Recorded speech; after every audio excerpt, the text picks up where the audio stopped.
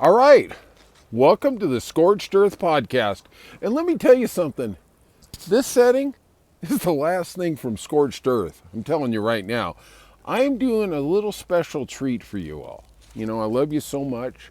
I'm trying to figure it out. But I am here in the mountains of Southern California where it's currently snowing. And I thought I'd give you some news updates for the day, right? Because, hey, I'm going that extra foot or two of snow. You didn't know it snowed in Southern California, did you? All right. I'm going to start out with a little story today. I'm not sure if we're going to get to the rest of the news later, but let's assume we don't. You know, when I was a young kid, back in my formative years, I was 17 or 18 and I worked for my dad's construction company, and he had a successful company. I lived at home, and in the summers I worked for him. And it was one of those days in Los Angeles working for him that, man, it was just a long day. It was a 10, 12-hour day. Just one of those. I was in LA. It was a 2-hour drive home, and man, everything, every part of me, dirt had dirt on it, right? It was just one of those disgusting days where you were literally a lab specimen. I felt like I was living in a petri dish. And I head home and I get there and I see my dad. He's out in the backyard. He's in the pool. And he's on a little floater. And he's got a cocktail in his hand. And he's got his sunglasses on. He's just enjoying the sun.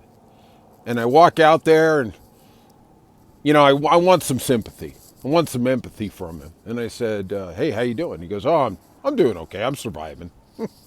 Wow, there you go. And he goes, how you doing? I go, oh, I tell him about my day and how everything got screwed up and how I had to work late and how all this other stuff going on. Sorry, things are going crazy here in the mountains. And he just looked at me and goes, you know what? I get it. He goes, you're just not tough like me. And then he swam away. Literally, he broke my soul that day. I've been trying to get it back ever since. All right, let's talk about some things in the news. I don't know if you saw the short. If you didn't, I'm going to update you on what's going on. Oh my gosh. So Trump, once again today, signed orders to delay the tariffs. Now, he said he was going to put tariffs in on February 1st, and then it was March 2nd, and now it's going to be April 2nd. You know, he keeps delaying it. You know, he's like the hot girl who says she's going to go out with you, and she goes, yeah, I'm going to go out with you this weekend. And then she doesn't. And she goes, oh, you know, give me a text next week. Oh, yeah, we're on for next weekend. And then she's not. Just never happens. But I got another question, and I brought it up in my short, and I'm going to expand upon it now. In his inaugural address on January 20th, Trump talked about how he was going to usher in a new era of tariffs and how they were going to pay for the tax cuts, how they were going to alleviate the burden on the American citizen and his tax burden, how it was going to take care of the overtime taxes. You know, he keeps saying he's going to do it, but he keeps delaying it. So I guess my question is, where are we at on our personal taxes that he keeps telling us we're not going to have to pay when they institute tariffs? Now, just something for all those people who really don't know what's going on. And I was one of them, so I'm not throwing any aspersions. I'm not my dad in the pool drinking a cocktail. Is the United States collects $100 billion a year in tariff money. Now, really, when you talk about we have a $6.5 trillion budget, that's really not that much. So even if he increases it by 25%, it's only $25 billion. I'm trying to understand where he thinks these trillions of dollars are going to come. The math just doesn't add up. And if you have any understanding of Donald Trump and the things that he does, you know that that's just what he does, right? I was just like, okay. Even if they were 100%, it's only another $100 billion. Where is all this money? I mean, 80% of the United States budget comes from people making $100,000 or less. Okay? That's what it is. The other 20% is made up by corporations. Okay? Warren Buffett, people like that. And then the rest is just a shortfall and China's buying our bonds. But even if Like just do the numbers. $100 billion a year, even if they cut they double all the tariffs, it's only $100 billion. What is that? I mean, Elon Musk said he was going to save $2 trillion by cutting the government. Okay. Maybe we're going to make all this money up with those $5 million gold cards for foreigners to become citizens. I don't know. But he sure seems to, his math isn't adding up on any level. And let me tell you something, it's bloody cold up here. But I'm doing it for you. I'm doing it for us. Just goes to show you I'm insane, okay? I'm on fire, but right now I'm cold. I'm really cold. My shirt was gray when I started. Now it's blue. Okay, that's just telling you where my blood alcohol. Ooh. I should have had a drink before I came out here. All right. So the Tesla stock, Elon Musk, prominent figure in the administration, the Tesla stock, we're finding out, is dropping faster than me on the dance floor.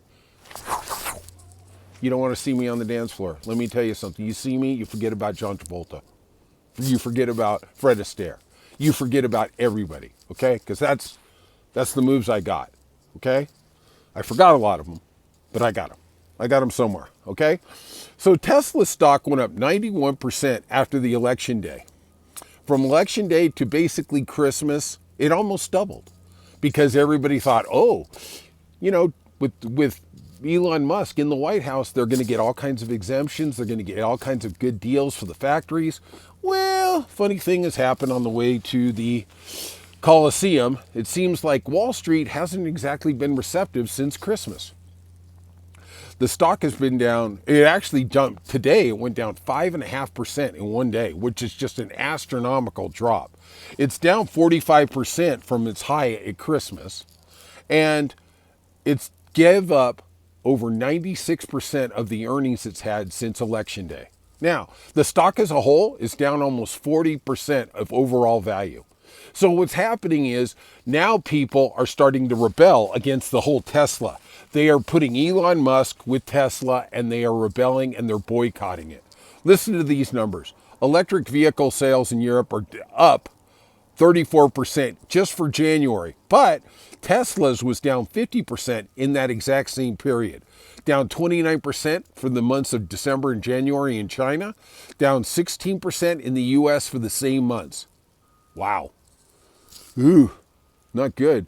Might want to get rid of that Tesla stock. Maybe it's time. You know, I thought when I invested in Blockbuster, that was like the stupidest thing I could ever do. Not investing in Tesla might have been the smartest thing I've ever done. Musk is becoming the face of the administration, especially for the draconian cuts. And I think I got a funny feeling that this is going to be a stigma he's never going to be able to overcome. All right, we got some other odd things in the news. We're going to keep going until one of two things. I either run out of stories or I freeze. We'll see. So now Trump is weighing the legal status of 240,000 beautiful Ukrainian people who fled the war in Ukraine against Russia and are settled in the United States. He is contemplating sending them back, revoking their legal amnesty status. Boy, this guy is just a jerk on a jerk. I mean, really, you're going to send them back into a war zone just because Zelensky didn't sit there and give you oral sex in the White House. You don't need it from Zelensky. You've already got J.D. Vance. Believe me, I'm sure he accommodates you. I'm sure there's a lot we don't know about J.D. Vance. Hamas also says that Trump, his threats to them have spurred Netanyahu to evade the Gaza ceasefire that they agreed to. This is the same ceasefire that when Netanyahu violated it, he also stopped humanitarian aid trucks from coming in last weekend. Millions of people are starving, you know, women and kids. Yeah, okay, we just got to crush it. We got to take it out on the average person. Don't you worry, right? Now, Trump is demanding Hamas release all of the hostages now, not later. He said that last Saturday. He said it was going to be the end of them. If they didn't do it last Saturday came and went. Uh-oh. Seems like we got another deadline. Kind of like the tariffs, right? It moves every week. Then he included the reminder for them that it is over for you, Hamas, if you don't release them. Okay. Looks like there's some more idle threats coming from Fat Donnie, but you know what? He just keeps going. He tells the people of Gaza, if they don't release the hostages, like the people of Gaza have anything to do with it, if Hamas doesn't release the hostages, that Gaza, you are dead. Oh, God bless you, Donald Trump. God bless you. All right, you know what? All I'm asking is a small favor. Do me a solid, okay? Like super producer Stacy says, let's be dope.